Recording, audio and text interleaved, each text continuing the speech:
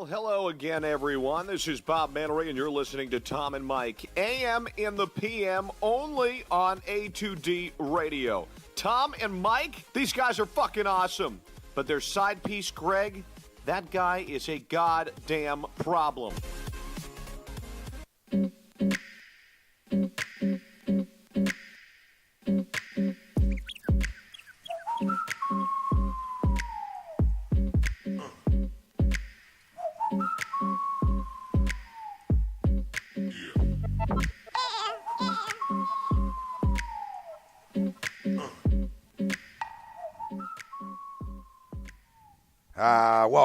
Welcome, Tom. Mike. AM in the PM, only on A2DRadio.com. We're live from the BMW of Atlantic City studios. BMW of Atlantic City, roughly 17 of the Parkway. Find them online, BMW of AtlanticCity.com. Every Wednesday night, we're brought to you by our certified public accountant. Make them yours, Gibson Mayer LLC. Find them on the web, GibsonMayer.com. Mr. Mataraki was a game-time decision tonight. He has been ruled out with work. So we bring in another Mike. Mike Chromiak, Birds of a Feather. What's up, Tom guys? Arnone, Greg Milwakovic, Ryan Brodo on the ones and twos. Listen, a lot to talk about tonight. Always a lot to talk about. Always. It never ends. It never ends. Later on, a little spring training conversation. Gabe Kapler, piggybacks, some Eagles. Piggybacks the Eagles. All about an opportunity. Yep. Talks a little opportunity. Got us jacked up last night, though. Talking about oil ready, beanbags tanned. Let's go to work. Sixers were playing hot at home, going for 11 straight at home tonight when they faced the Heat. JoJo rolled out ankle pregame, and it's amazing to me. You can't make this shit up, dude. You're rolled out. You got a week off besides an all-star game. Your team's riding high at home. You're going against a team, the Heat, that's above you right now. That's a game you want to win, or right around you. It's a game you want to win, and your best player is out. And last time I checked, they were down 12. But everything mostly tonight is going to be Eagles. Your questions, your concerns moving forward into, free agency, who stays, who goes, and it ties right into our poll question of maybe some cap casualties. Of the 5 most likely Eagles cut, retire casualties, which one would you miss the most? Jason Peters, Brent Selleck, Torrey Smith, Vinny Curry, and there was obviously Wendell Smallwood, which I don't think anybody's going to miss. Let us know. No. Facebook, Twitter, Instagram, YouTube, A2D Radio is where you can find us. Maybe Chuck says he's a running back. Yeah, he'll find a way to have that be an issue. Not keeping Smallwood. I love you, Chuck. Wrote on the book already. Gina Rambo. Hey, fellas. What's up, Gina? What's up, Gina? Mike Lipinski just says hi. Hey, Mike. Hi, Mike. Hi, Mike. Hi, Mike. That was me. Deion Brown. What up, Deion? He says, yes, let's go. What up, fellas? Let's talk about it. Cheers, brothers. And he's already sipping, Deion. Yes. I love it. I love it. What we got tonight, Dion? Spielman talking WrestleMania. You can say that for tomorrow. Spiels, that ain't my cup of tea. Jarrell, Mike lost 150 pounds. Weight Watchers, hell of a thing. And he's It's a hell of a drug. Well, Estevan Loaiza, maybe he got to be part of that 44 pounds of cocaine. Hello. Bob Hartman says, hi, Jarrell, and when did he become a Cardinals fan? He goes, what the fuck, jumped off the Phillies wagon already? Brother, I've been a Cardinals fan I reference the Cardinals almost on every show I'm on. Chris Rico, probably Jason Peters in terms of the poll question. A franchise left tackle is a cornerstone for an organization. He's been a true definition of a pro. And, Jason should be a Hall of Famer, and not having him around would be different. I got faith in Big V, though.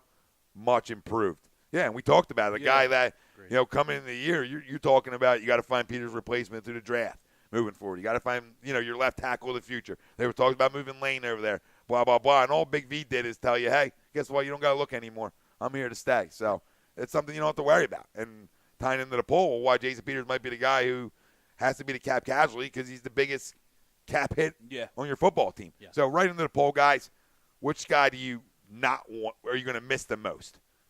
I see this poll in 2 sets, right? I see the 3 veterans that you have, Peters, Selleck, and Smith. They're all, to me, they're one group.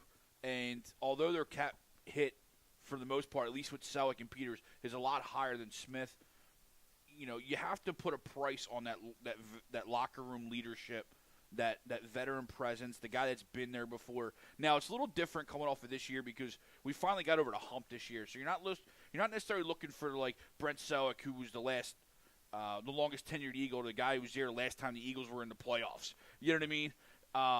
And then Vinny Curry. What do you do with Vinny? I think Vinny is one of those guys on the outside looking in. To me, I'm going to answer the question from a production standpoint, from a playing standpoint, not necessarily who I like the most. If I answer it that way, it's Jason Peters. Because I forget whose point it was, a Pro Bowl left tackle, a Hall of Fame left tackle is tough to replace. But I'm going to go Vinny Curry because now you have to then go find another pass rusher. Now you're left with Brandon Graham, Chris Long, and Derek Barnett. You lose that pass rusher.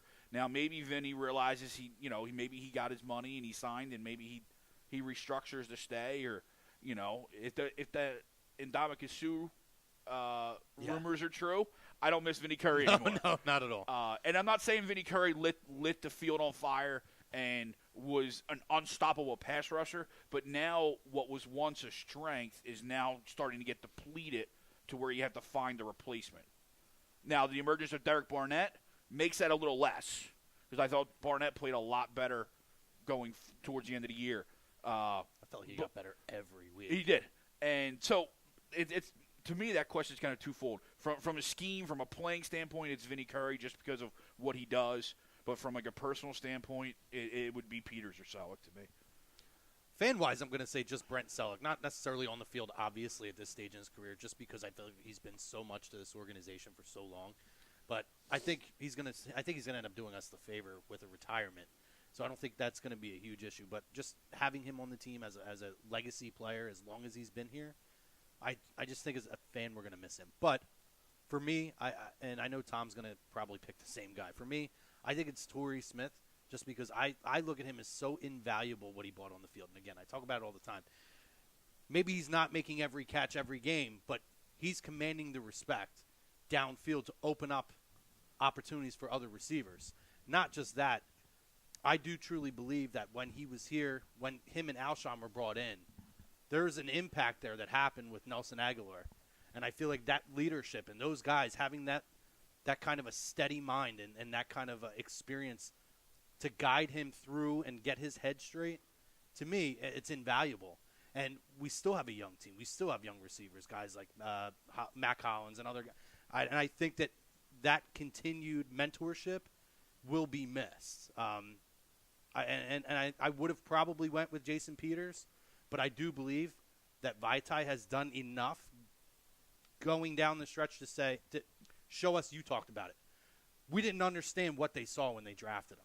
But you started to see, okay, Howie, they knew what they saw when they drafted Vaitai, and you started to see it. And I think it was getting better and better. And I think with the assurance that he's going to have that spot, working with that first team in OTAs, in camp, I think we'll just continue to roll going into the season. Yeah, a guy who, you can't run away from what Ryan Kerrigan did to him. And for a lot of guys, it's hard to get better after that. Yeah. You know what I mean? Especially as an O-lineman where there's not much gratification. And all he did was continue to get better after that. I know Rob Taramini wants to know, how much will Foles cost after next season to keep him. He's going to be the highest paid backup in the league if you keep him, and I think you do. I think you give him a 4-year deal after next year. I really do, because it's invaluable to have a guy like that behind your franchise quarterback. To me, I don't know. I think you can get him for $5-6 million a year, somewhere around there. I think that's about what it will cost. That's not crazy money to have a guy back there to know. Because, listen, if God forbid Carson ever went down again, you got a whole roster of guys that are got no issue believing in 9 under center. You know what I mean? So it's a good thing to have. Right? It really is, because you're protecting your franchise, which is going to be your $100 million man sooner than later. You're protecting that guy. You have to. I was talking about this to work. Is he the first $200 million man? Well, he very well could be, because you know how that just goes. Just because of the way that, what's he up in? So this will be his 3rd year. What was his original? Was it a 4-year deal originally? What, Foles? I don't know. No. I'm talking about Carson. Oh, yeah. What's they, all 4? Are they all 4, right? So he's either after this year going to get it or midway through the following season. At that point, he might be. If Garoppolo got 137, I think Stafford was like 150. But Stafford was 150. We'll see what Cousins goes for. He might be the first $200 million man in the NFL. Yeah, and when you're talking about Foles, the question you always have when you have a backup quarterback and these incidents happen, and we heard it week in and week out here, is this the guy? Can this guy continue, pick up the load, and get you to the finish line? We have that luxury now that I don't know if anybody's really had that kind of a luxury to say, this guy has it, and this guy Nobody can do had, it. dude. Unless you're Montana and Young. I mean, you know what I mean? That's I it. mean, you really don't have that. Or Favre and Rodgers. That's yeah, it. it's crazy. It's crazy to have that luxury. To me, it's two guys that I get rid of. Not saying that they're guys I'm going to miss, but the two guys I let go out the door here is Peters and Selleck. You know, I mean, Right. Selleck not a ton of money, but enough to help you and give you some wiggle room, and Peters plenty to help you with some wiggle room if he doesn't want to take a pay cut. And Vinny Curry, to me, and Torrey Smith have to stay on this football team. You know, you saw how being deep up front mattered as this season went on and on and on. Yeah. And guys were still fresh to make plays in the biggest game of their career to make a final stop when they couldn't get off the field all day. And they're able to make that play. It just shows you having a deep front four. We talked about a front eight all season. Yeah. They had one. Vinny Curry's a guy who really stopped the run really well, too. A guy that I just don't want to have to get rid of. You know, I think Howie's smarter than that. I think if he was thinking about getting rid of him, you know, that's one of Howie's picks. Like when I look at Howie pick guys, they're guys I don't think he gets rid of. So that's a Howie pick, and he just signed Torrey. And I don't think Torrey was assigned for a one-year deal because, let's be real, and I know people love Matt Collins around here, but now you're asking a guy in his second year when we already know how hard it is at the wide receiver position to be good right away. You're asking him to be your outside guy right away? Because I'm not doing that, and I know people are going to try to tell me put Nelson on the outside. That's crazy talk, man. Because you got the best, slot guy in football essentially, that's constantly in the slot. Right. I'm not moving him. No. So they're the two guys that the guy that would hurt the most is Torrey because I thought he brought something like Chrome said too. Ended the drops. You know, ended the drops as a whole. No, and I think you're talking about. I love what Matt Collins' potential, and I think with Torrey there for another year, that continued mentorship to prepare him to be that next guy will be there. But you also saw that success with Matt Collins on the field in small doses, and he doesn't command the same respect that Torrey Smith does. So Torrey's going to have guys game plan around that deep ball there with him. Matt Collins is coming in a sub role, and he's taking advantage of opportunities because he's definitely going to fall off the radar compared to everybody else on the field. Rob Brinkman says every guy on the pole the Eagles have replaced. I don't agree with that. I don't agree with that because you can say they replaced Vinny Curry with Derek Barnett, but then we didn't learn nothing from this season. But now what? Now you only have 3, not 4. Exactly. So we learned you're nothing. Still missing one. Yeah. So we learned nothing. I mean, I agree in that sense. Remember, Chris Long's a $2 million cap hit too. Yeah. Now that's a cap hit I think they pick up. You know, it's easy money to me. That's easy talk. So I think they pick him up, but you can't just say, oh well, Vinny Curry, there's a replacement behind him. We saw how important it was to have 8. We just talked about it. So no. And think about the strip sack formation. It was Vinny Curry, or no, it was Derek Barnett. I think it was Jernigan, Brandon Graham inside, and Chris Long. You had 3 DNs on the field at one time. At one time. Dan Hudson. In regards to Wentz, I'm pretty sure rookie contracts are 4 years with a 5-year. The 5th year is an option. Okay. Yeah, that's what I thought. Okay, good. Thank you. Jarrell say Sixers are coming back. Marco Bellinelli, 15 points, red hot. Boom. Oh, and Mike Parker. Bellinelli getting buckets. That's what I like to say.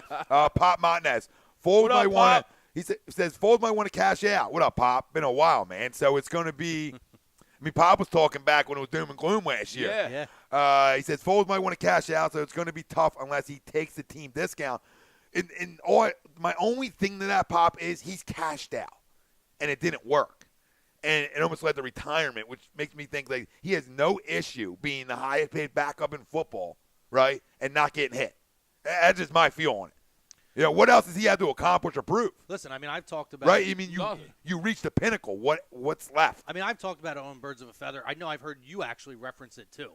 David Carr talked on NFL Network and said, he's a good friend of Foles, and he said, I would not be surprised, just from conversations he's had with Foles, if he retires. He's accomplished everything. He's made money at this point. He's a huge family guy, and he loves the city of Philadelphia. I mean, I know it's crazy for people to think of the idea of why would a guy not want to start somewhere and make a few extra $1 million. But I see this guy as a guy who says, listen, I'm making a good amount of money already. I love where I'm at. He has a chance to continue to win, get another ring behind Carson. If in an emergency situation he has to come in, he knows he's going to be the next man up and get the opportunity. You can't have it's a front. Great situation for him. You can't have a front eight, Rob. Rob said you can't have a front eight when you're losing Nigel and Hicks is a question mark.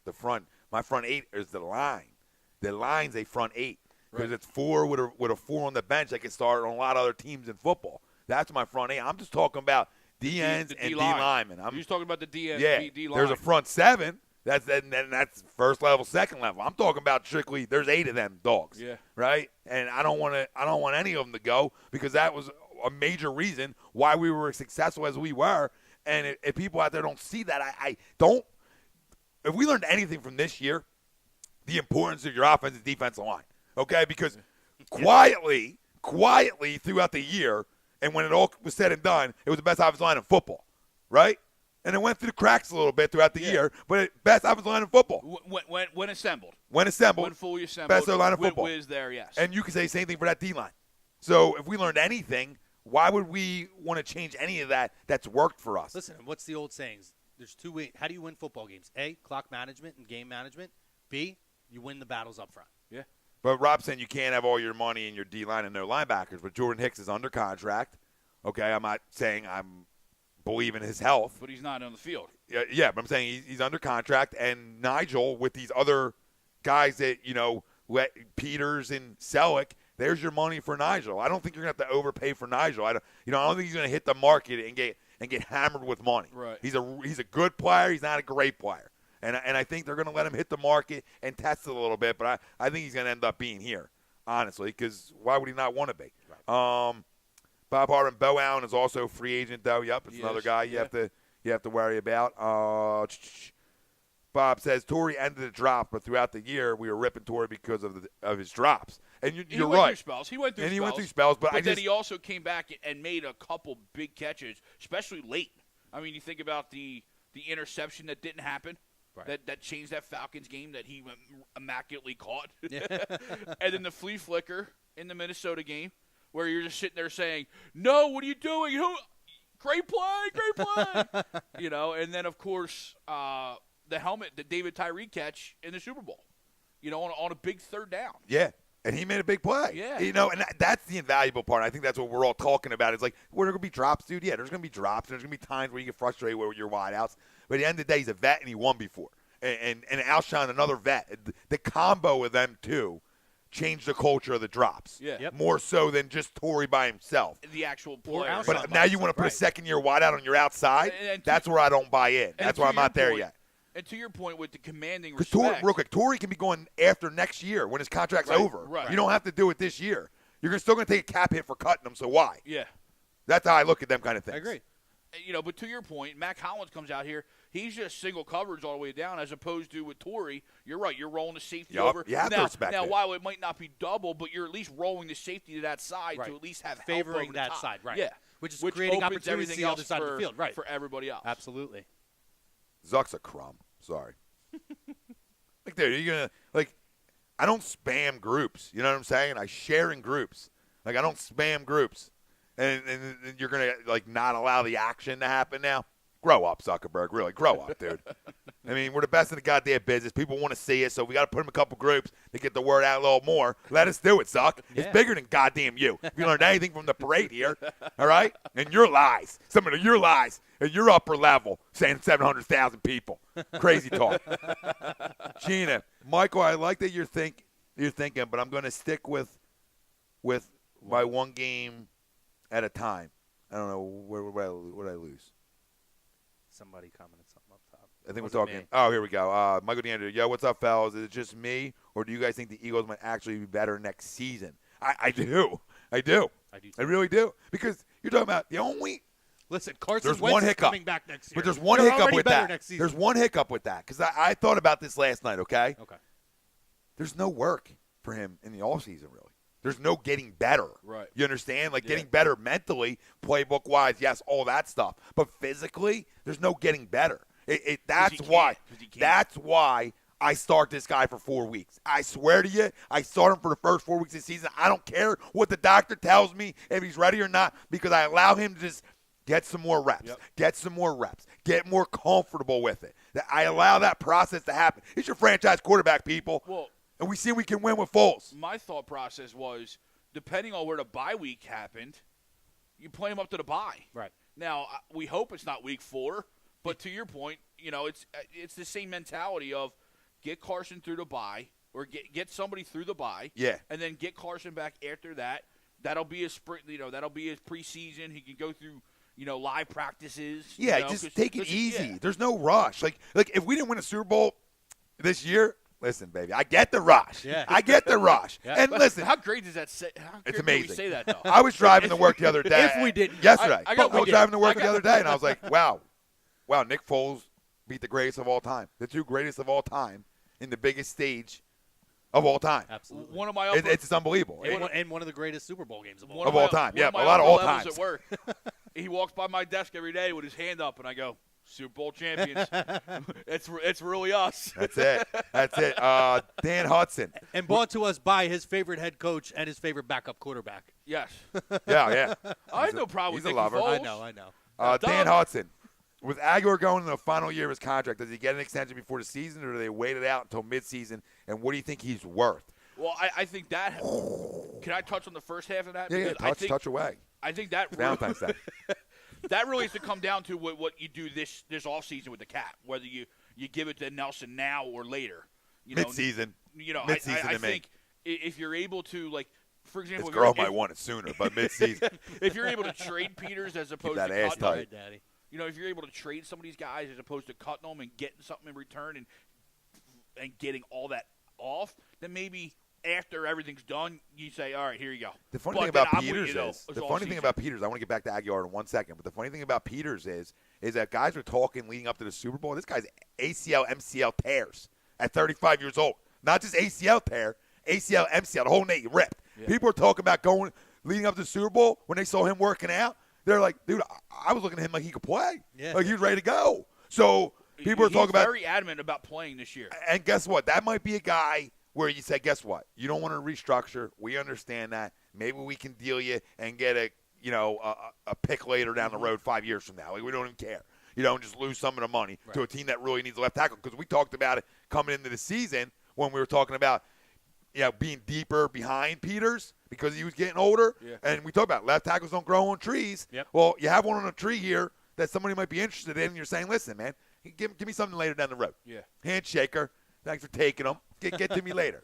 So hopefully Howie can move do some magic with that. Yeah. You're not going to get anything good. You know what I mean? So you can't expect that. Yeah. But you can get rid of some of this money without the cut and still getting hit with a little cap hit. Right. You can probably get a mid-level with a condition on it. You know what I mean? Depending on how he goes. Yeah. But get back to your Aguilar. Okay, back to so Dan was saying, I think it's a mid-season deal because you don't want it to affect your cap this season. You have too many moving parts. Yeah, that's exactly too many what I'm moving thinking. parts. You and have you to want get to keep this working, season, too. Yeah. Earn you it, have baby. to get the start of this season in order first. And I've said it, too. I'm a believer in him now, but I believe with anybody, especially when you have the history he has with drops and mental issues. He's only been a one-hit wonder so far. I need to see more than just a year's sample. Show me you can come back and continue that sustained. Yeah, and I believe he will, and I know we all do because I think he's going to be special. Hey, maybe but a believer. The amount of money I think that's going to cost you, I think you're going to have to pay him high-level number 2 money. Yeah. And especially if I think, first off, his relation with Carson is invaluable. Yeah. So let me tell you something right now. That deal gets done. Okay, you heard it here. You got the notes on the phone. Write it in. Nelson Aguilar will be an Eagle as long as Carson Wentz is. Write it down. I swear to you.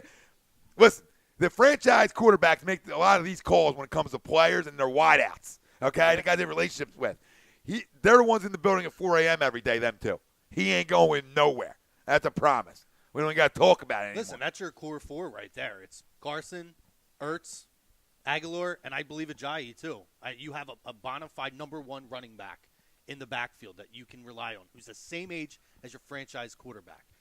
That covers really all those primary positions as far as skill positions on the field. You build everything around those 4 guys.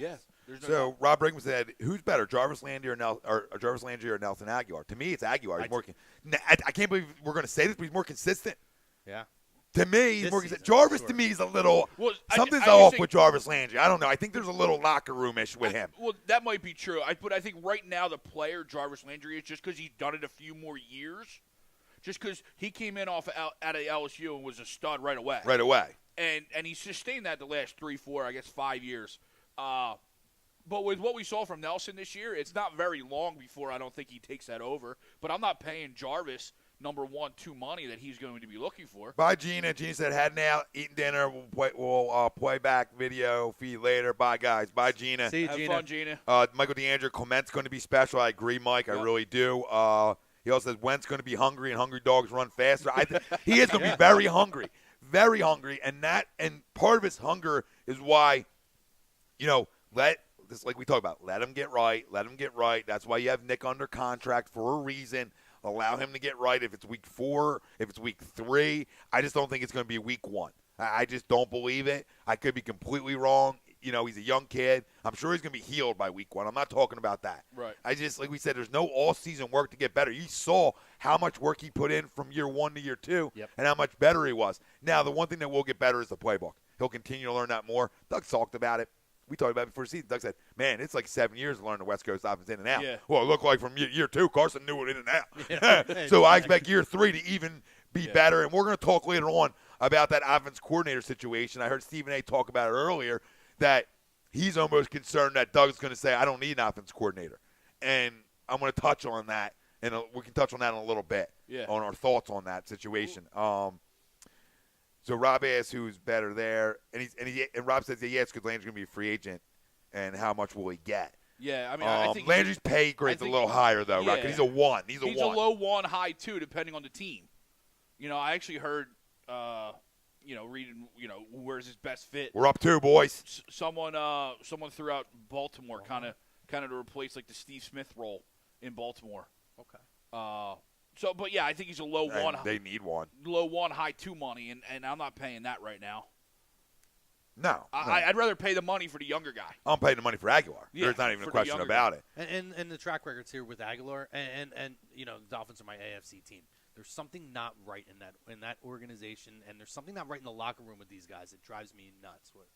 Oh, I was going to tell you. Oh yeah, go ahead. When you bring in a crumb, when you bring in a crumb to play quarterback for your organization, Oh, I thought you were going the other way. you're going to be in trouble. What other way? I thought you were going with the. With the lines, I mean, Oh, yeah. there is something wrong in that organization. Yeah. Okay, and they've changed head coach. They blamed it on coaching. They blamed it on the coaching of the culture. And Adam Gase, who I think is a very smart guy, was able to get it done year 1 with them. But it's really their whole MO is who is Ryan Tannehill. And that's going to define where they go moving forward. Because I think Gase is a smart guy. Yeah. I really do. What do we got? Bob Barnes said, I can't put Ajayi in that core group. The bone-on-bone issue he has really sticks in my mind. But the issue with that, and I've talked about it earlier in the season when we first acquired him, I had actually read an interview done by a doctor who specializes in knees and said his chronic issue is not something that's not uncommon. If you have team physicians that can treat him properly, and with the way that the Eagles handle the running back position by almost like a committee where they define their roles and use them in those roles to extend so that when you have to take on the extra loads in the playoffs, they're able to do that. You can extend a guy like him, his career and his high level of play, 3, 4, 5 years. Well, probably as far as the expectancy, 2 or 3 longer years. So I think, he said in there he could easily have another 5 or 6 years of high-level production, at least close to 30 years old. Oh, yeah. It's just got to be properly done. And you saw it this season. You saw it when he was the cowbell in Miami and taking all those taking on the load with all the runs. You bring him here, put him in the situation they used him in. Sounds familiar. 15, 16, 17 carries, playoffs start, bump it up to 20. Done. Yeah. Sounds familiar. I don't know who said it all season that you have 3, you use them. You don't need to give 120 carries a game. Keep them all fresh because when January and February get rolling around, that's when you want fresh backs. And you look at a guy like Garrett Blount and Jay Ajayi, they look fresh, didn't they? Yeah. Corey Clement, granted, sure look fresh because he's a puppy. They all look fresh, didn't they? Credit to Deuce Staley because we were told he was the one running it. So we got some people I missed on here. Where was it? Where was her boy? Where was her there? Yeah, Deion Brown. It's time to start looking at the linebacker position, free safety and safety position, and tackles and guards. Yeah, I thought that you're going to linebacker and O-line, D-line continue to be where I look in the draft. Sure. Continue to bring in Youngtown up front and get a little deeper in your linebacker core because I do think Jordan Hicks is going to give you a full year this year. I do. Because everybody thinks he's not going to, so he'll probably give you 16 like he did. Yeah, right. Look, what did he give us 2 years ago? He gave us, what did he give us, 14 or 15? It was close. It was almost a full year. Yeah. So I think he can give you that again. But guys, what? There's a reason the guy wasn't a first-round pick. He would have been. I mean, even in his high school, he wasn't healthy. Texas never can stay healthy. He's another guy. If he was always healthy, he would have been a first-round pick. But did another part of this basketball, because I'm watching the Sixers, another part of this football team, adversity, man. We've seen it. So if you're going to sit here and believe that there's no way he plays a full season, I'm going to tell you this team's proved us wrong numerous times, and he's going to give you a full one because I just think this team's built like that. Yeah. I mean, it goes for every player, like Kelsey said. A guy like Jordan Hicks, overlooked. Jalen Mills, overlooked. And I think for these guys who didn't win one, they're going to come back hungry. I really did, even though they won one, but you know what I'm saying. Yep. That was Dion, and I agree with you, Dion. That's what I'm looking for, too. Bob Harmon said, "You guys hear Peter King said the price tag for Foles is 2 first-round picks?" No question. If you got to wow me. Done. You got to wow me. You got to not – listen, you got to come in and knock me out with an offer for me even to consider it. Because right now I'm not considering nothing. You know what I mean? You have to call me 100 times to get me to at least answer the call. Listen, I'll grab a Huffy. I'll throw some pegs on the back wheel, and I'll ride him all the way to whatever city he's getting traded to if we get 2 first-round picks for him. Dan Hudson, someone's going to give Burton number 1 money. Yeah. I know Greg was talking about that on Sunday. Somebody asked if Selleck retires, do we bring Burton back? If the price is right, but you got to wait out his market. I think you got to try and bring Burton back as much as possible. I agree. But I don't think he's going to cash out like people think he is. But I think he can legit go out and get number 1 money. Low end 1 money. But think about it. Like Arizona or Buffalo was rolling out Logan Thomas in a ex starter in this league, as a tight end. So I mean, the tight end position is very hard. Well, I think Burton made as much as Anthony Fasano this year. I think I heard that. Which you look at the production on the field. But don't you think Selleck's gone? I mean, I think Selleck's gone and Burton's back. Gone. It just doesn't make sense. It just doesn't make sense. I'm going to use the money I'm saving on Selleck, and I'm going to use that money for Burton this year. That's how I do it. I agree. It's just, you can't, as much as we want like Brent back because we love Brent, everything comes to an end at some point. Listen, I'm going to sound terrible. I'm going to sound terrible for saying this. I don't want Brent back. He's done everything that you could possibly ask for the man to do in this city. It's time to hang it up. I just want him back to do the Wawa commercials. Give him a job doing the Wawa commercials. That was fantastic. They're hysterical. Yeah. Michael DeAndre, what do you guys think about the offensive coordinator situation? I was going to wait, but might as well just jump into it right now. It should be Deuce Staley, not because I'm in love with Deuce or any of that. We all know who calls the plays here, but it probably is going to end up being Deuce Staley, guys. I know Stephen A. was talking about that he doesn't think there's a chance that Doug Peterson is going to hire an offensive coordinator. That's crazy talk, dude. He's going to hire an offensive coordinator. He's not going to change the way things have been done forever, even though he's calling the plays. They're going to give Deuce that bump up or somebody else inside the organization, okay? And it might not come as quick as you think it's going to come, but let all the pieces fall here. The season just got over, right? They already lost 2 guys like that. As soon as it got over. So let them go through their organization and do their due diligence on who's going to get the job. And I think they are right now, and that's why you haven't heard a hire because they're probably going through all this. Right. They're probably looking outside, too. There's people that, Doug's worked with in Kansas City that might be guys that he might want to bring in here and, whatever. And to that point, everyone's like, oh, it's got to stay in. A fresh voice is okay. It doesn't have to be Deuce. It doesn't have to be Deuce. And I'm not hating on Deuce. It's the next progression. That makes sense.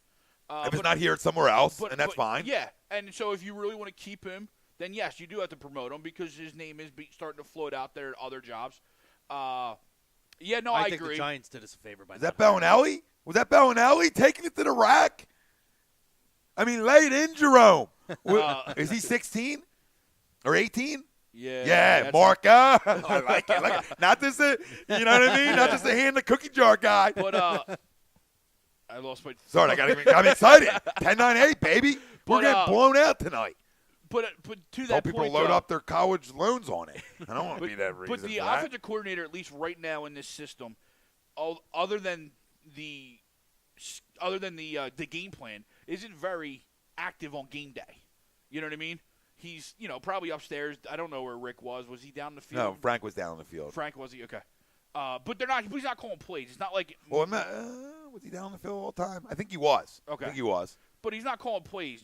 That's Doug's job. You know what it is? It's just that it's eyes. It's the eyes. Okay, I see this formation. I see this. They're running this on bounce us. something off of. Yeah. Well, I think the point, and Ryan, I don't remember who said it. Somebody last night, maybe you, maybe it was Paul or Charles. Somebody brought up the point. Well, Deuce calls the running plays, and Grow calls the. It was Paulie or Charles, right? Well, Charles is in here, so he'll let you know. And Grow calls the passing plays. I'll and take him little woodshed. I thought it was an interesting concept of doing that. But my problem then is you don't have the synchronicity of the play calling. Having one mind making all those play calls, there's a flow that goes to it. So, Deuce is thinking this. The next follow-up play, now Grow's making this. Well, maybe for Deuce, for his game plan as far as the running game, that's going to throw off whatever his next play call would be when they do a running thing. I don't like it. For me, I think both guys are very deserving of the opportunity.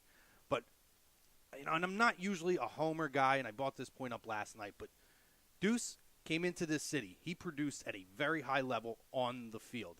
He came off the field, and you talk about the learning tree that he learned, Andy. And then, good or bad, he learned things with Chip. And then you turn around now, and he's learning from Doug. And I just feel like he's made enough of an impact. And one of the things somebody, I think, brought up last night, how many young guys has he really helped to develop? I mean, there hasn't been a whole lot of opportunity of that. But I think you look at Clement. Huge. And I think Deuce had a huge hand in Clement's production this year, as far as catching out of the backfield and all that. And then I think you look at guys like Ajayi. Like, I absolutely think getting Ajayi equipped and ready to go in this offense, absolutely. Deuce had his hands in on that.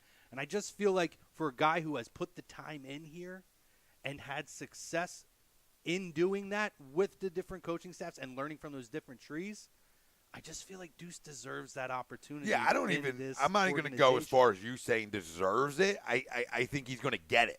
You know what I mean? Like, I'm not going to say, maybe he deserves it, maybe he doesn't. You know what I mean? That's for them to decide. They know more, on how smart he is or not. They both deserve it. Earned it. Let me say earned it. I feel like he's done He's earned so the interview. much here. He's earned the interview to me. Right. You know what I mean? Like, nothing's going to be given, but to your point, I agree with you. He's earned the interview. You're worst. You know what I mean? He's earned the sit down for that job. Yeah, consideration. And I think that's why they're going to do it. I think they're going to interview some people because they're just going to do their due diligence. And I think he's going to end up being the guy who probably gets the job, to your point. And then somebody was saying when you were talking about it that Michael DeAndre was saying, here's something about the team splitting responsibility between Deuce and Grow. I think you mentioned that too. That somebody said that the other night. I just don't think there's a synchronicity to the play calling then. I don't like it. No, because one guy's coming in. What's Grow? Isn't Grow your QB coach? Who just got brought in? Who just got promoted to the QB coach? Some guy who's never played QB. Yeah. No, seriously, it's what it is. Yeah. I just can't think of his name. He's got like a weird name, but I just can't think of it off the top of my head. Right. But it's not Grow. I think Grow was like the I don't know. I don't even want to try and throw out what Grow was. Oh no, I'll tell you in a minute. He said Grow was Mike Maddox said Grow was in the press box. So it could be Deuce. To me, I don't get deep into it. He's the wide receivers coach. Press Taylor. That's right. That's it. Yeah. That's right. Mike Groh's the wide receivers coach. Okay. That's right. Yeah. Which is, that's why it made sense of him calling the passing plays and vice versa. Yeah. So James Wilder, he has it all done now. They'll have the back room conversation and tell him he will be cut and retire and go out on top. I think he's talking about Selleck.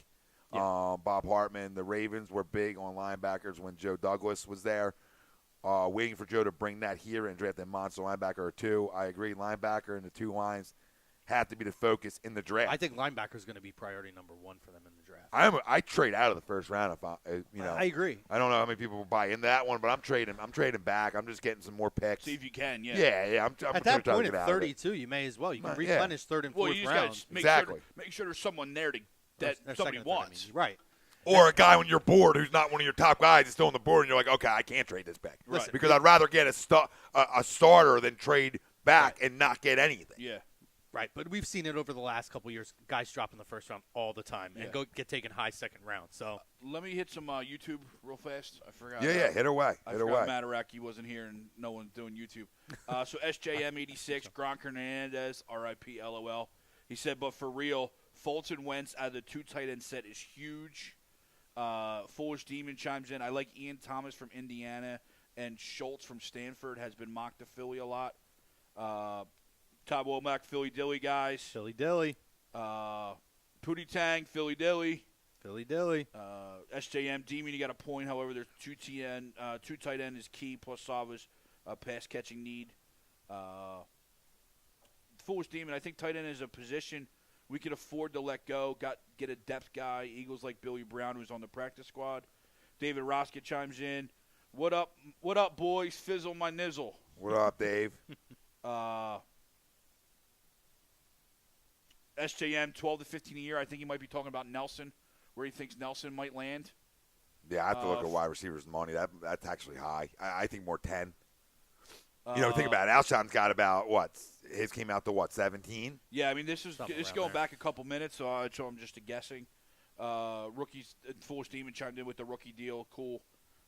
SJM, according to Coach Flips, Sudfeld is, quote, good quarterback. I know he's not Foles. Todd Womack, we have to hope Gibson improves the deep threat. SJM, Torrey is important. Shit, you ain't on Gibson to improve. We might as well keep on waiting.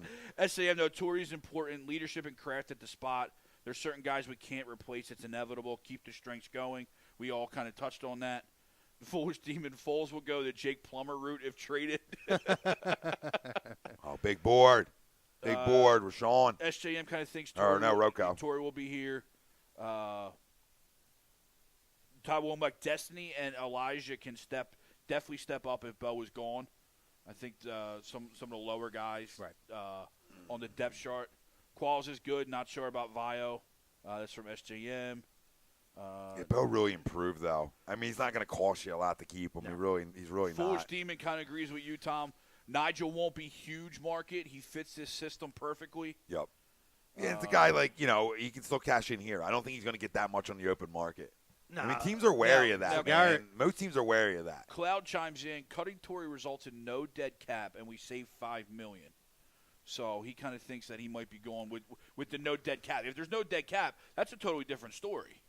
Because you're right. Normally, when you cut somebody, you think there's dead cap there, that you're taking a portion of the hit anyway. Listen, man, it might even be a situation where you cut it, you bring him back for less. Yeah. It could even be that where, okay, you save the $5 million, you bring him back for $2.5 million. I don't know what his deal is for next year, but it could be something like that. Right. Where now you save $2.5 million. And that's what you hope for a lot of these guys, that that they bought in so much that they'll be willing to work things around to be able to create money to keep guys. Yeah. If it's all family talk, like we're led on to believe here, right? Mm-hmm. Well, I would assume that you can go to Brandon Graham like, all right, let's extend you. Let's back some of this money up here. Done, right? Yeah. Let me go to Jason Peters. You willing to stay here for a cut?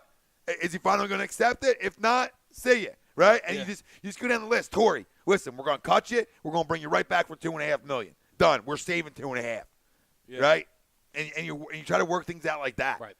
And that's the only way. And I think Howie's really, I'll give him credit because he's a good money man. He's always been a good money man. Yeah. And he'll wheel and deal and figure out how to make it all work because he always does. These all are tough moves because we just won a Super Bowl. If we're not winning a Super Bowl, some of these moves are a lot easier to say. Yep. This is what you got to do. This is what you got to do. We got to try something new. Yeah.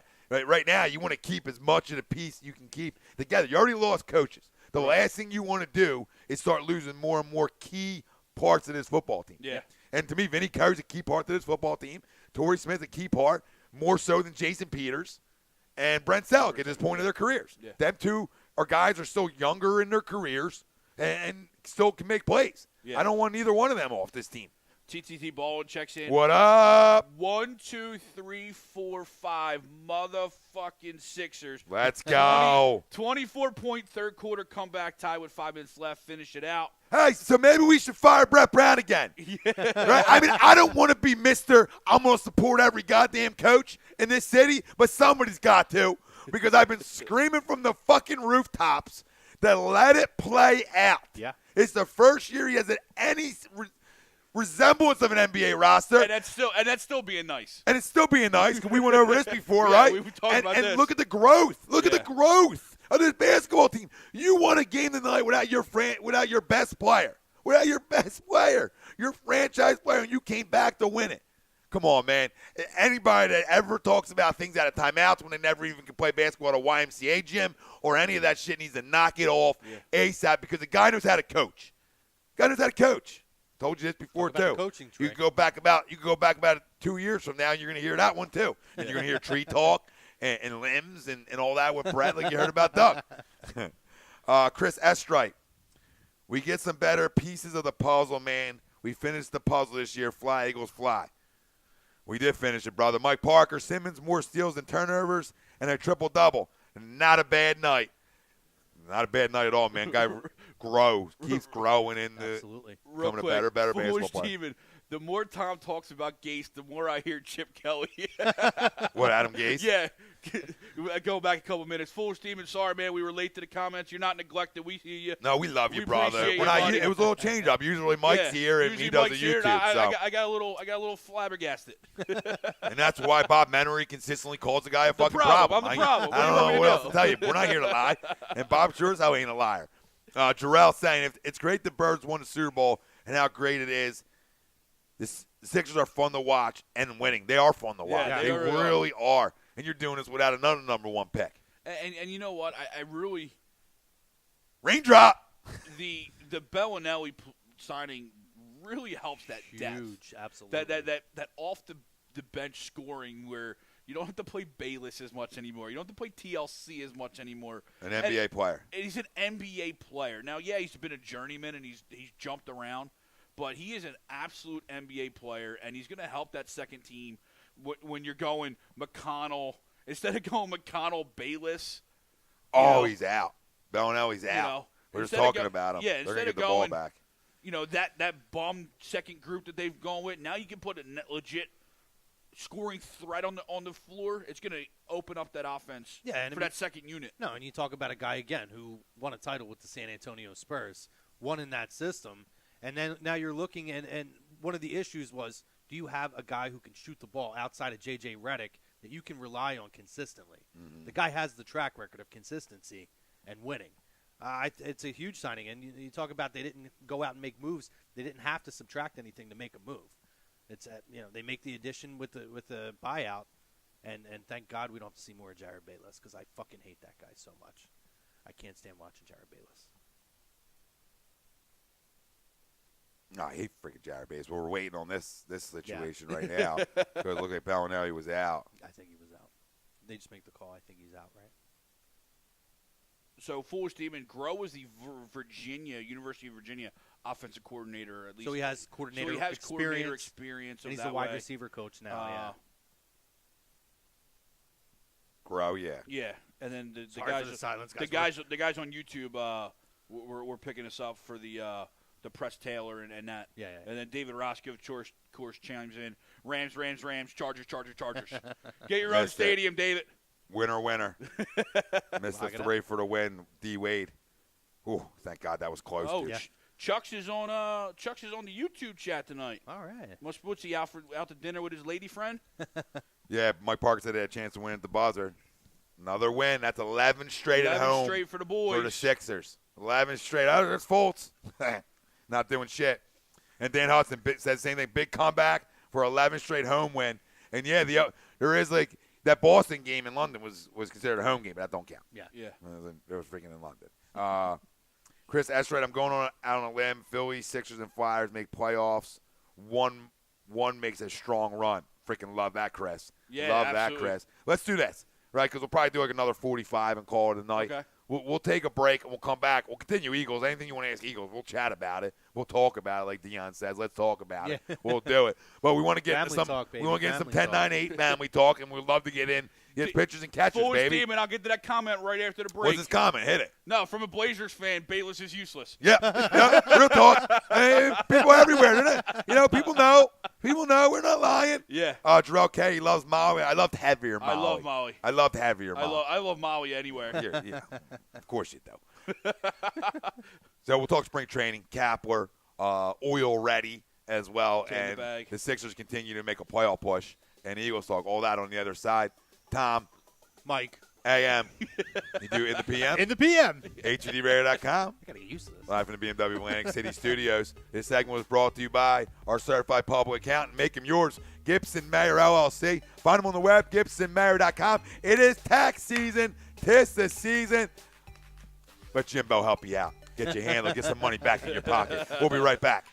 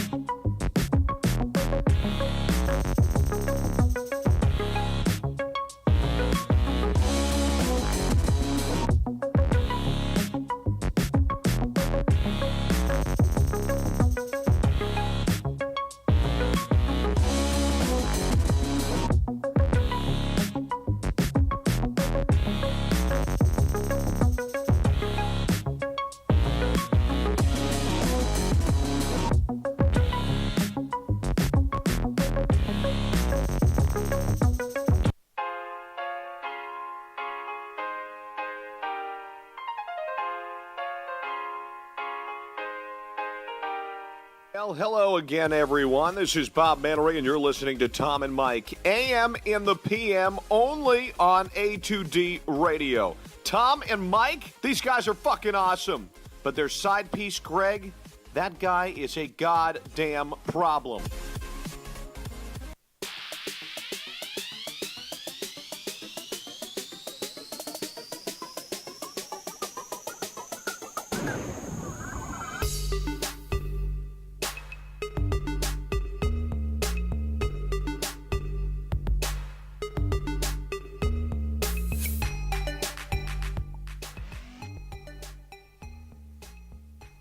Dog Talk. Tom. Mike. AM. In the PM. A2DRadio.com. I'm in the BMW of Atlantic City studios. BMW of Atlantic City, off back to 17 of the Parkway. Find them online, BMW of AtlanticCity.com. Every Wednesday night, we're brought to you by our certified public accountant.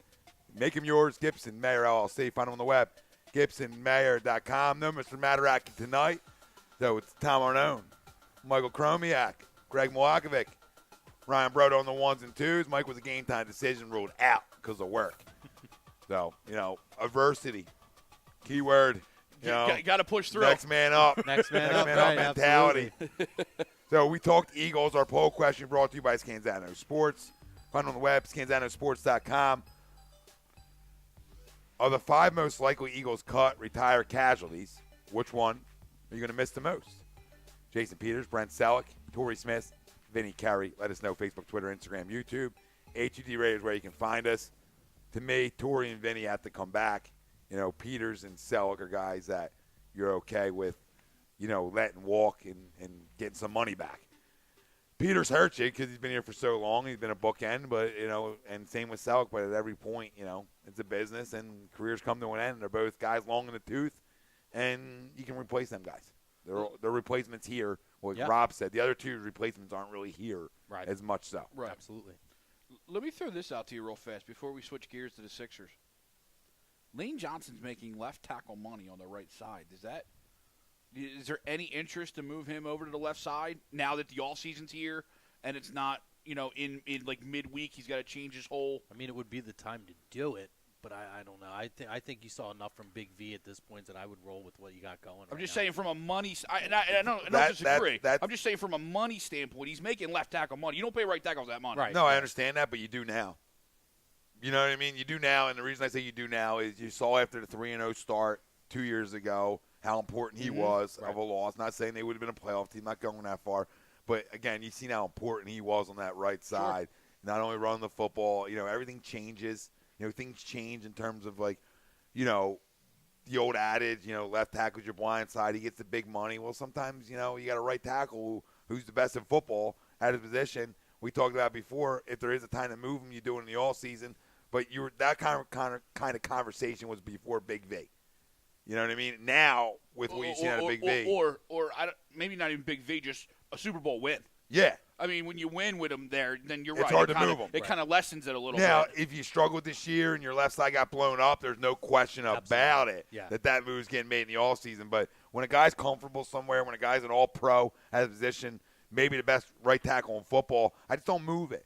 Yeah. We talk about move, to fill another need, as when Peters first went down. Yeah. You don't do it just because you're going to hurt another position. Right. And I'm glad that they kept him there and were smart enough, and it paid off. And again, I still feel comfortable enough with our running backs, the way they block, that you have that second-level protection behind him as he continues to develop.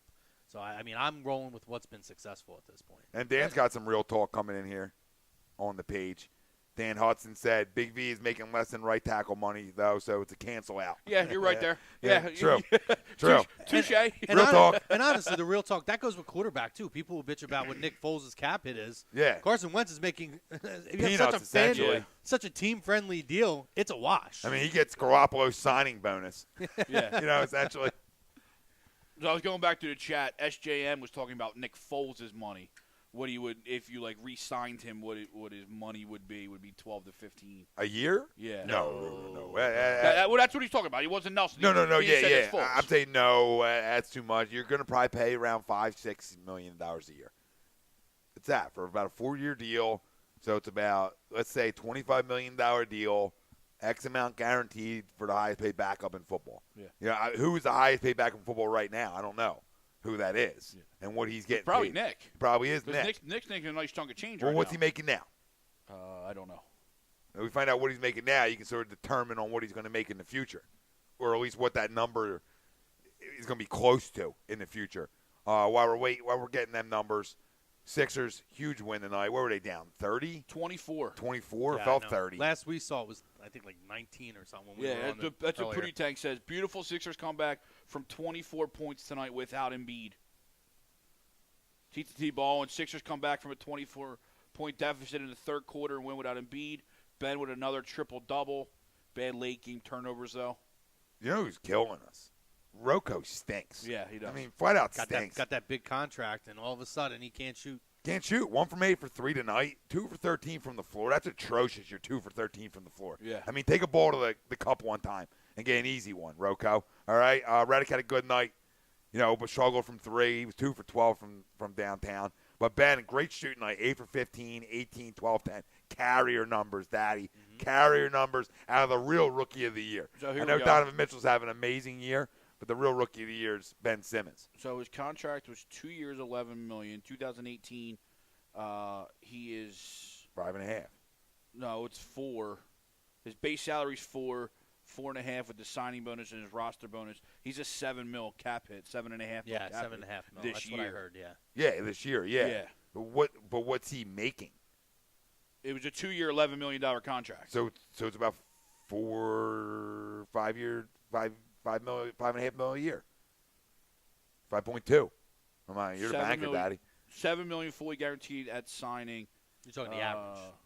2008 For 2 bonus years. is- So let's average that out. his $3 million bonus is due mid-March. Right. So he's due a $3 million bonus March. I want to say, is it March 8th? March 18th. March 18th. I knew it was an 8th. Yeah. And then 2019 to 2021 I bring something to automatically the table void every if now on the and roster 20 whatever. Okay, so let's do that. So it's probably going to be 4 years, $30 million, which comes out to – I was thinking math, dude. This is his last year under contract, 2018. $7.5 million He's a an year. unrestricted free agent for 19. Right, about $7.5 million a year. Puts him about $7.5 million a year. $30 million over 4 years. So you say, what was his guaranteed money? 7 in that $11 million? 7.6. 7.6. So bump that to about 15. Yeah. 15, 16 million. There you Yeah. go. That's what it's going to cost you. That's nothing, dude. It's peanuts. Peanuts for a guy, if needed to be, can get you to where can get you on broad. Get you home. Yeah. Get you on broad. Got us all there. I mean, my one buddy was saying, like, how can how Foles can't be the starter? You're going in the years crazy. He got us something that we were dying for, blah, blah, blah, blah, blah. It's Carson's team. Yeah. I mean, it's the end of that There's conversation. no conversation. And There's if anybody on the dial or anybody out there that does podcasts or has media companies want to fucking try to tell the public that Nick Foles should start over Carson Wentz, jump off the closest bridge, really. Yeah. Or have a family member just push you. Well, listen, I mean, I talked about it last night. I do like Ike, and I was listening to Ike, and he was talking exactly like this because you have the nuts who call in and say, hey, Carson is a guy who played an MVP caliber year, but Foles is now a Super Bowl quarterback, which is fucking ridiculous. Real quick, before you say that, the only two guys that have been on the Doug Peterson train throughout the whole ride that actually do shows, right? Hello and Ike Reese. Yeah, From jump. Like when people were crushing about 4th and shit, Ike was the guy who had his back throughout the whole process. Yep. Similar here. So I don't know. But Ike's example, Ike's example he used for this. Here's your pat too, Thanks, buddy. boy. I need something. Jesus Christ. But I put it on a tee for you guys. But Ike, I don't take those cuts. you know, Ike's point and the point that Ike made, and he said, you know, it's a little bit of an exaggerated reference. Ryan heard this last night, but he said, hey, when Michael retired, Scottie Pippen was a player who was part of a championship team. They played well that next season. They got to the Eastern Conference Final, but he's not the guy that's going to get them over the hump consistently. You don't think they were happy when Michael Jordan came back? And now you're talking about a young quarterback who has the potential to be the number one, and I think he will be the number one quarterback in the league within the next 2 or 3 years, unquestionably. Because right now there's debate because you still have Brady and Breeze and these guys in the league and Aaron Rodgers. Without no doubt in my mind, in 2 to 3 years, Carson will be number one on that list. Yeah. You go with the guy. You roll with the guy that's going to be the number one guy on that list. Yeah, and it's that not- is going to be you don't Carson. sit a number. You don't sit a number 2 overall pick. I don't care who you are. No. No, you don't. Back to Sixers. Pop saying Dario's been lights out. Bob Hartman wrote. Dario has been playing fantastic right now. He's like the best player in the league that nobody talks about or knows about, really. He's just solid. Yeah. He's really solid. He's gotten better and better. I feel like it's happened, though, too. He seems to get better as the season goes on. Slow starts. It's rough watching him those last season, too. Early games, he takes a lot of shots, misses a lot of them. But then as the season goes on, he gets his confidence. And I do think this year he may have played a little too much basketball in the offseason. Had tired legs. But I think he's starting to get his legs back under him now, and you're starting to see the prize from that. Over here on the YouTube, I know Chucks is engaged, but SJM and Chucks are trying to arrange a little meet and greet. No, I'm just busting. SJM's a local guy who's hitting up Chucks. TTT Ball and They're Ibn gonna watch Allah your was back. saying the rest had a bad night. Got the W regardless. Great win. Full steam, and I hate Bayless's resting Zoolander face. TTT balling. Well, I can't even say that right now. Nova loses to Providence. It's a big loss. Did they? Yeah. Ooh. TTT balling again. Isaiah Thomas, Rondo, Luke Walton, Kuzma all ejected from the Lakers game tonight. What? How you doing, Ralphie? Is that Ralph jumping in? I'm trying to see what else. Renee Bauer checks in. Hey, peeps. What's up, up, Renee? Renee's still sitting there watching Super Bowl reaction videos. Nice. Heck yeah. Hope they're our side, or you're laughing at the Patriots side. And Foolish Demon said right before we went to break, he goes, I love you guys. Best show ever. Thanks, Foolish Demon. We wouldn't forget about you. We might have been a little delayed. My bad. We always catch up. So where do you, with the role they're on now at home, where do you think, what's a logical landing spot for them in the Eastern Conference?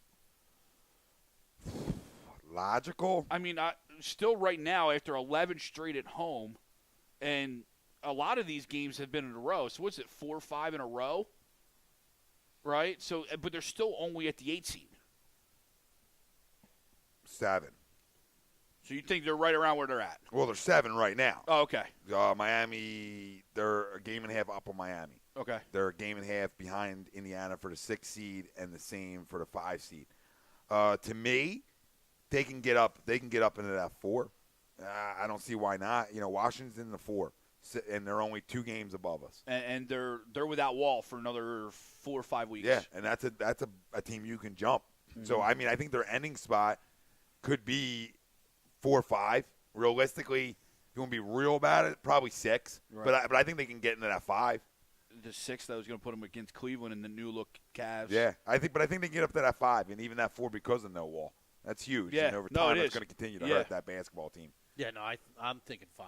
I see no reason they can get to 5, and I don't want them to fall into that 6 seed. I think 4 is a stretch. It's going to be difficult to get up, and because you got to maintain after. But yeah, I'm hoping for 5. Well, Let's say I'm hoping for 5 because I don't want Cleveland. What's Not it go in the right first now? round. Toronto, Boston, Cleveland, Washington. Probably. Is that what it Pull was? Back up. Yeah, I'm going to pull it up now.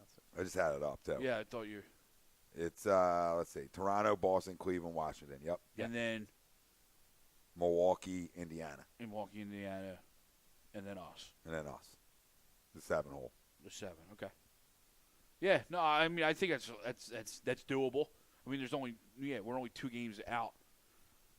It's not crazy. No, it's not. You're not jumping a team that's like 8 games ahead. And they're playing well. That's the thing. They're playing well. And like I said before break, as much as, this is probably the only smart move that Colangelo has made so far, because you can't really count drafting Ben because that was a no-brainer. But the Bellinelli signing and not trading for him and giving something up, which you thought he was going to do. Yep. But also Bellinelli wanting to come here. Yeah, that was huge. I saw what happens when you build a winning culture. I saw the photo of him. He posted his face on the Rocky, and he was running down the streets. I mean, dude already knows how to entice a fan base. Well, he knows what works. He's obviously been on social media enough and realized that Rocky works over the last couple of weeks here. I think they could catch Washington, but then when Wall comes back, I think that creates the distance again. Yeah, but how long until he's back? We said 3 or 4 What's weeks. that?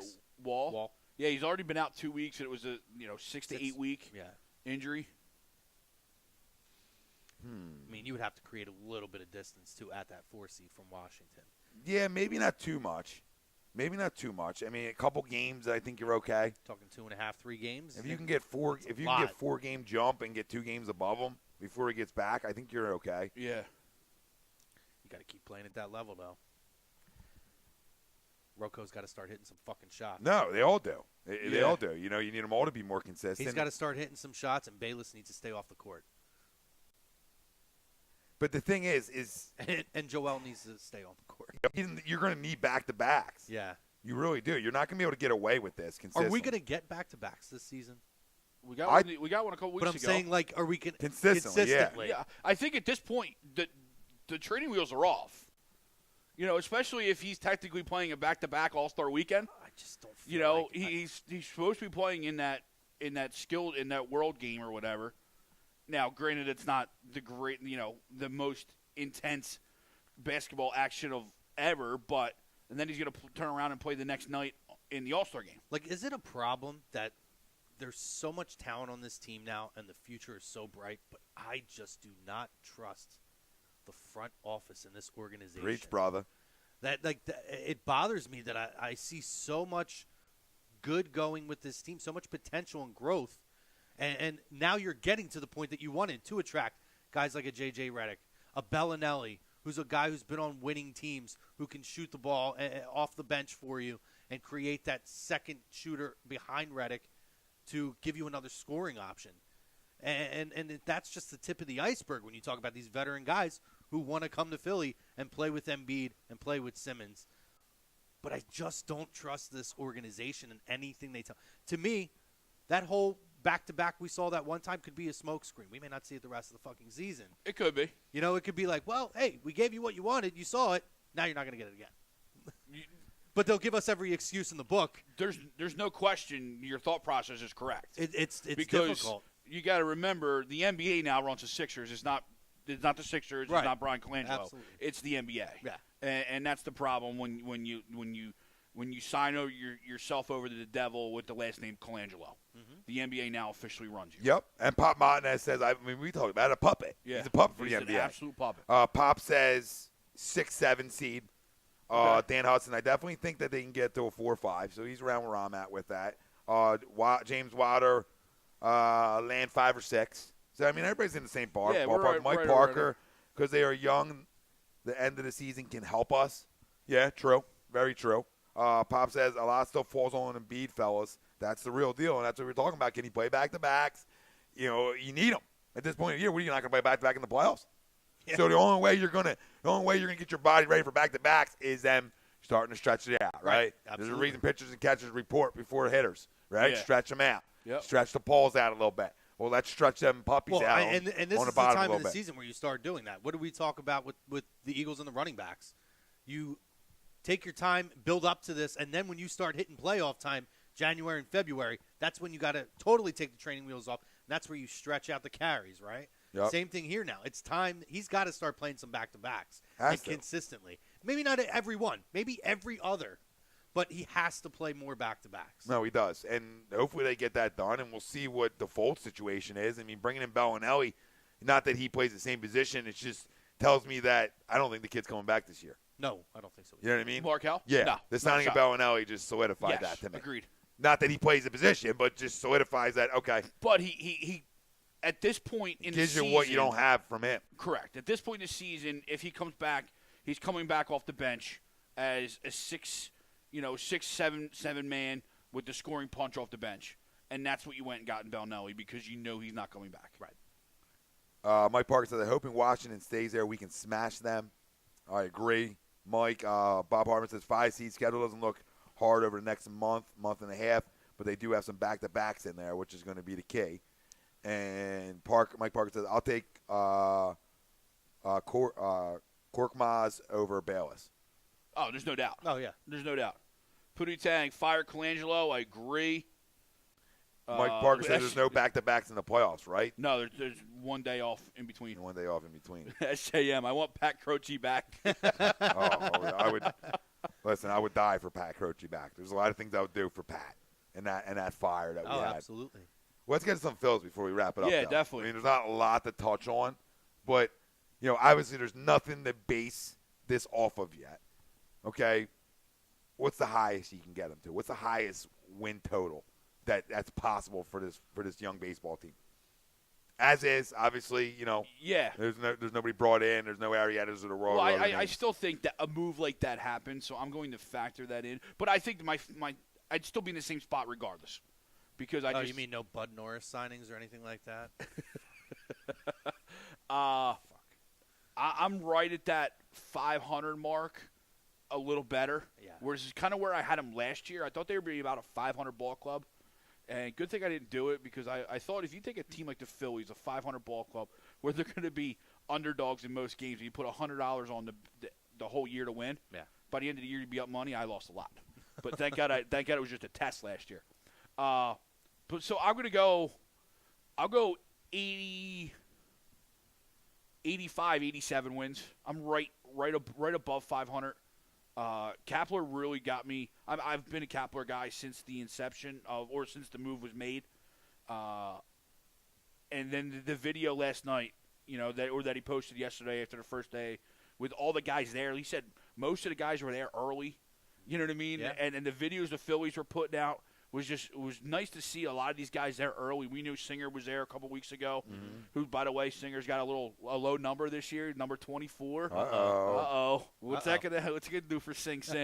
I think they're right above 500, a couple games over 500, and I think depending on how it turns out, I think it battle for a wild card spot, like one of the second wild card spots. Yeah, you're right around me. I'm 86. Noah being the A's, can Eichhoff get back to where he was 2 years ago, get over that sophomore slump?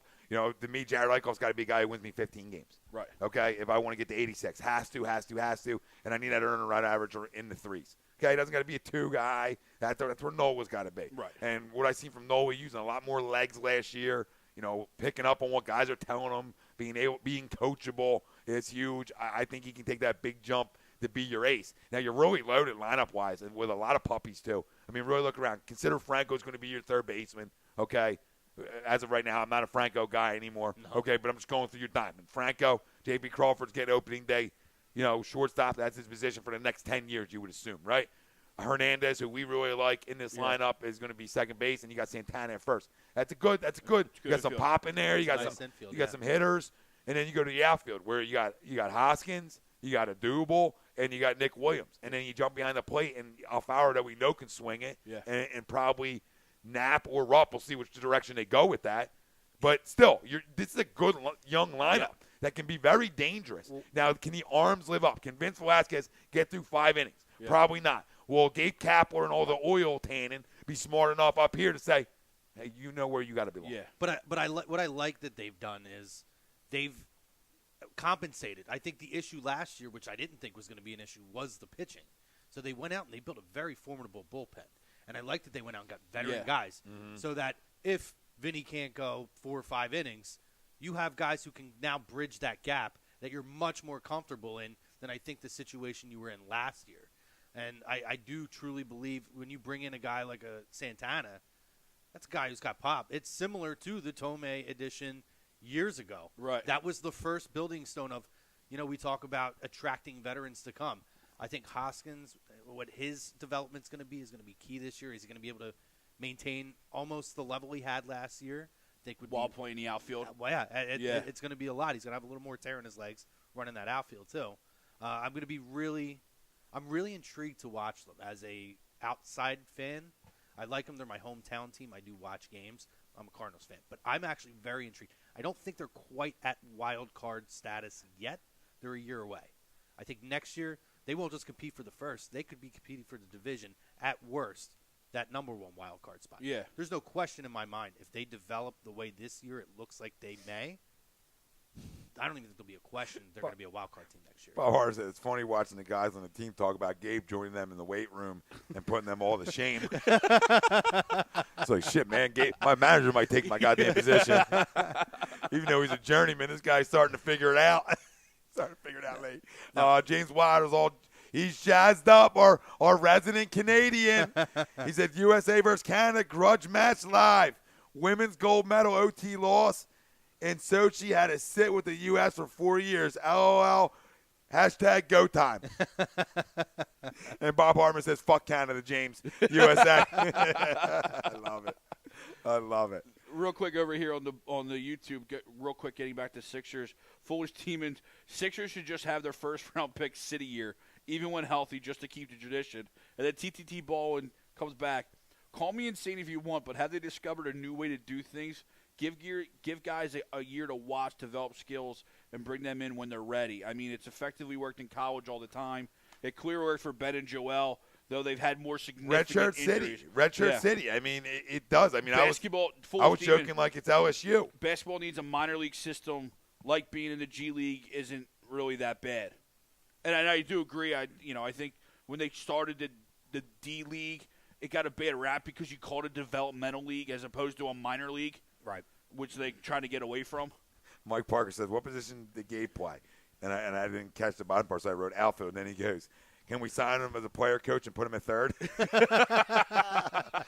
And Dan Hudson, does Hoskins contend for an MVP this year? No. No. And especially because the new position. I think it's going to be a transition. I think it's going to be a very big year for Hoskins. Yeah. Because, like you said, now you're running the outfield. You're not just playing first base where – you have to worry about one thing or a couple things. Now your endurance has got to be there for the whole game, 3 games a night, What's the one thing you don't have to worry about thinking about field? You just want to do it. Right. And the second you start thinking about what you're doing in the field, it could affect, up at the plate. I will tell you one thing. I think Odubel Herrera is a monster year. I'm interested to see what he comes back I really with. do. Yeah. I mean, it's the first time he's been surrounded. I'm not big into protection, but there is something to be said about it. I'm not Mr. Protection by any stretch, but this is the first time where they're really rolling out an MLB caliber lineup. It's been a while. And it's going to be exciting to see how he, how good baseball affects how he plays. Because he's a pro hitter. I mean, there ain't no question about it. And that showed after the end of last year. He's sick. To get himself back to was he over 300 by the end of the year or just under? Close to it. Yeah, close to it. Where he went from to just over the 200 mark, or he might have dipped under early in the year, back to near the 300 was incredible. It was he might have finished 286, but ridiculous. I mean, to even get back to 286 was how'd you get back there, dude? Yeah. I mean, for me, I didn't put a number on it. I'm right around the number with you guys. I don't even think they compete for the wild card because I don't even think my team makes the playoffs, and I think 3 teams in my division will compete for that second wild card. I think we're third in our division because you got obviously the Cubs and Milwaukee made huge improvements this offseason. Yeah. So getting Christian Yelich is huge. Yeah, and I mean, I loved Ozuna, but they didn't do anything after that. They signed fucking Bud Norris. So I'm looking at it now, and I'm like I think we'll compete for that second wild card, and I don't think we'll make it. And unfortunately for you guys, I don't see that the Phillies are quite at that level. Again, if they go out and get an Arrieta, though, I might have a different conversation. I don't know what the price tag is on him because that Darvish deal was absolutely insane. Yeah. Absolutely insane. I'll give it all day. No, if you could go and get Arrieta for 4 years, $80 million or whatever. You lost me at 4 years. I'll give him all the money in the world. For 2. I'll give him $280 million. I just feel like he's going south. Yeah. He worries me. Front load it. Front load the deal. Pay him more up front, and then the back end, it doesn't hurt you. If you give him 4 years and $80 million, throw him $30 million this year, and then you can scale it back as the life of the contract goes. Yeah, because they do need a real vet in that rotation. Yeah, they do. They need a guy that's going to suck up 200 innings. Yep. and I don't know if he can still do it. Well, yeah. You know, and I mean, other names that are out there, I'm not sure of. You don't need him to because they did a fantastic job at building their bullpen this year. And not only this year, but last year too. I mean, Adam Morgan really emerged as a legit weapon out of the bullpen, where he couldn't get an out when he was trying to be starter or when he was that long guy or that in between guy. But when they stuck him there late in the game as the left-handed specialist that could come in and just and throw gas, a la Billy Wagner, right? And then he's got the breaking stuff to come off the gas. He's an actual weapon back there. You still have workhorses, guys like Chris Sale, who can go out and throw 9 innings, Max Scherzer, but the game is changing now. The emphasis on the bullpen is that much more important now. And unfortunately, give me 6 and have 3 guys come in and finish the job. That's the way the league is going now. They're not trying to burn all these guys out, and sometimes I think it's to a point where they're coddling some of these guys. But if that's the direction it's going, I think the Phillies are getting themselves ahead of the curve, and by building a strong bullpen. Yeah. Bringing Neshek back, I think, was huge for them. I love Neshek. I loved him with the Cardinals. I loved him with the Phillies. Great move to move him last year, and now you bring that veteran presence back. Guy was a fucking all-star. Yeah. Yeah, hopefully he wants to take the ball a little bit more, too, this year. Last one here on the YouTube. Foolish Demon Shines. Yeah, Cardinals don't have much this year. I'm not a fan of Matheny at all. I will tell you right now, Mike Matheny is the worst manager in baseball. I truly believe that. At worst, now that Dusty Baker is gone, he is easily the worst manager of the bullpen. He has killed every young pitcher's arms, which is why I hate the fact that Alex Reyes is going to be in the bullpen, because if he ends up sticking there, Matheny will fucking wear him out too. I'm with you. I hate him. They should have fired him 3 years ago. I text Craig this all the time. Sorry, God. I'm done. 3 years too late. Good job, Foolish Demon. Way to get him going. Listen, thank you all. Yes, thank Comments. We love you all. Phil's baseball underway real soon. You got the Sixers, a little bit of a run before the All-Star break. Feeling good there. The city of winners, baby. Let's go. I mean, the Flyers let one slip away last night. That was a tough one. A tough one. But still, city of playing well. City of goddamn winners, baby. Yeah. City of winners. One team wins it. Here we Future's come. bright, brother. Future's bright. We trusted it for so long. Tan the bag. Listen, thanks for the comments, questions. Yes, really thank no you. concerns, which is great. Oh, Concerns beautiful. will be coming shortly, I'm sure, when Phillies baseball gets run Yeah. here. But exciting, man. A lot of kids, young coach. Getting me on broad again. Yeah. That's all we're asking for. Another edition of Tom, And Mike AM, in the PM. A2DRadio.com. No Mr. Mataraki this week.